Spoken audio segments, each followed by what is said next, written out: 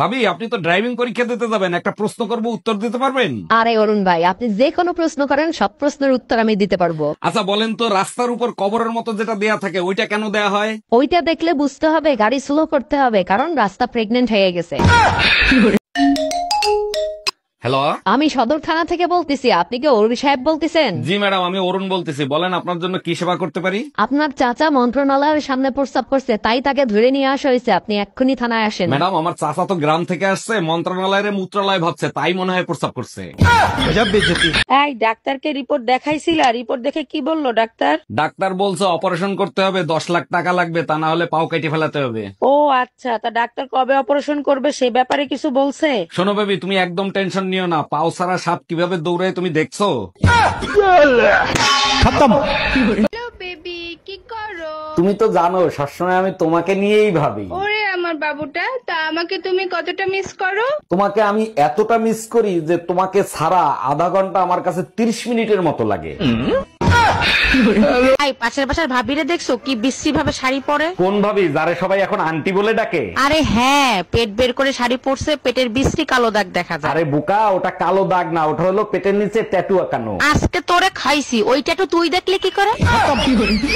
ভাবি, আমার সোনা বউকে খুঁজে পাচ্ছি না, সে কি আপনাদের বাসায়? মন থেকে বলছি ভাই, আপনার মতো স্বামী যেন প্রতিটা মেয়ের ভাগ্যে জোটে। নিশ্চয়ই আল্লাহ আপনার দোয়া কবুল করবে। আরে ভাই, আপনার বউ তো 6 মাস আগে মারা গেছে, প্রতিদিন কেন জিজ্ঞেস করেন? বারবার শুনলে কলিজাটা জুড়াইয়া যায়। আচ্ছা একটা কথা বলি, সত্যি সত্যি উত্তর দিবা, একদম মিথ্যা বলবা না। কি বলো এগুলো? আমি কি আজ পর্যন্ত তোমার মিথ্যে কথা বলছি? বলো, কি জানতে চাও? আচ্ছা, তোমার সাথে যদি কালো একটা মেয়ের বিয়ে হতো তখন তুমি কি করতা? শোনো, কালো হোক আর সাদা হোক, বিষ তো বিষই, তাই না? আচ্ছা ভাবি, আপনার বিয়ে হয়েছে প্রায় 10 বছর হয়েছে, তাই না? হ্যাঁ অরুণ ভাই, দেখতে দেখতে 10 বছর পার হয়ে গেছে, টেরই পাইলাম না। এই 10 বছরে আপনি 8টা বাচ্চা নিচ্ছেন, তা ফ্যামিলি প্ল্যান করতে পারেন নাই? ফ্যামিলি প্ল্যান তো শুরু থেকেই করতে চাইছিলাম, কিন্তু যখনই প্ল্যান করতে যাই তখনই শুনি আমি প্রেগনেন্ট।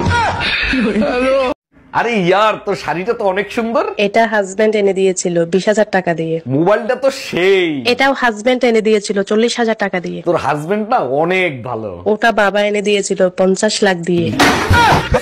ভাবি, আপনার কাছে একটু আগুন হবে, একটা সিগারেট ধরাইতাম। আপনি সিগারেট কেন খান? জানেন না সিগারেট খেলে ক্যান্সার হয়, আর ক্যান্সার হলে মানুষ মারা যায়? ঠিকই বলছেন ভাবি, সিগারেট খাওয়া যাবে না, অল্প বয়সে মরা যাবে না। আপনি খাবেন বিড়ি, যক্ষা কাশি হবে, মরার ভয় থাকবে না। এই দেখো তো আমার লিপস্টিকের কালারটা উজ্জ্বল হয়েছে কিনা। সারাদিন ছাগলের মতো পান চাবাও, তোমার আবার লিপস্টিক লাগানোর কি দরকার? বাজে কথা বলো না, আমার লিপস্টিকের কালার সুন্দর না পাশের বাসার ভাবি? তোমারটাই সুন্দর, পাশের বাড়ির ভাবির লিপস্টিক তো নোনতা নোনতা স্বাদ। আম্মাজান, আপনাদের তো লজ্জা শরম নাই, আমাদের তো আছে। আরে জামাই, কি হয়েছে সেটা তো বলবা। যখন দেখলেন আপনার প্রথম বাচ্চা উগান্ডাকে মতো হয়েছে, তারপরে এতগুলো বাচ্চা নেওয়ার কি দরকার ছিল? ভাবছিলাম এর পরেরটা ভালো হবে, ভাবতে ভাবতে এতগুলো হয়ে গেছে। তুমি আর ভালো হইল না, পাশের বাড়ির টুম্পা ভাবি তোমারে থাপ্পড় মারছে কেন? আমি বললাম ভাবি, বৃষ্টির সিজন চলতেছে, কাপড় চোপড় সব খুললে ঘুমাইয়েন। ঠিক কাজ করছে, তোমার কপাল ভালো, জুতা দিয়ে পিটাই নাই। পুরো কথা না শুনেই মারো, রোদে শুকানো কাপড় খুলতে বলছি, তা নাহলে বৃষ্টিতে ভিজে যাবে। জানো, মামুনের একটা রাগী মুরগি ছিল, কোথাও আটকায় রাখা যেত না, রাগ করে পিছন দিয়ে বেরোয় যেত। তারপর মামুন ভাই কি করলো? তারপরে লোয়ার খাঁচায় আটকায় উঠিয়ে দিছে, কিন্তু কাজ হবে কি? মামুনের মুরগি তো রাগী। বুঝতে পারছি, এবারও পিছন দিয়ে বের হয়ে গেছে। এইবার রাগের চোটে মুরগি রোস্ট করে খেয়ে ফেলাইতেছে, কিন্তু কাজ হবে কি? মুরগি তো রাগী। হ্যাঁ হ্যাঁ, বুঝতে পারছি, এবারও পিছন দিয়ে বের হয়ে গেছে, তাই না?